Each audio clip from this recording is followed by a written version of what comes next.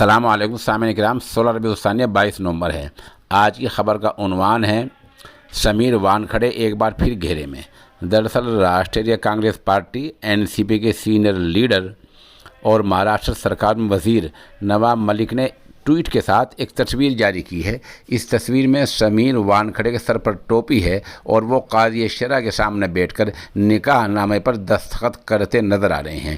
اس لیے وزیر موصوف نے ٹویٹ کے ساتھ یہ بھی لکھا، قبول ہے قبول ہے قبول ہے، اور پھر لکھا، یہ کیا کر دیا تو نے سمیر وانکھڑے۔ بہرحال یہ تصویر نے ہلچل مچا دی ہے، کیونکہ ان کے والد اور سمیر وانکھڑے جن چیزوں سے انکار کر رہے تھے وہ آج ایک پھر ثبوت پیش کر دیا، اور سمیر وانکھڑے ایک بار پھر گھیرے میں۔ اس تصویر کو آپ دیکھیں، اس میں صاف طور پر سمیر وانکھڑے نکاح نامے پر دستخط کرتے نظر آ رہے ہیں، ان کے سر پر ٹوپی ہے، وہ قاضی کے سامنے بیٹھے ہوئے ہیں۔ بتا دیں کہ آج ہی نواب ملک کے معاملے کی بمبئی کی عدالت میں تاریخ ہے، کیونکہ سمیر وانکھڑے کے والد نے ان پر مقدمہ درج کرا رکھا ہے، اور آج ان کی سنوائی بھی ہے اور عدالت کوئی اہم فیصلہ کر سکتی ہے، اور یہ تصویر ایسے موقع پر سامنے آئی ہے جس نے ہلچل مچا رکھی ہے۔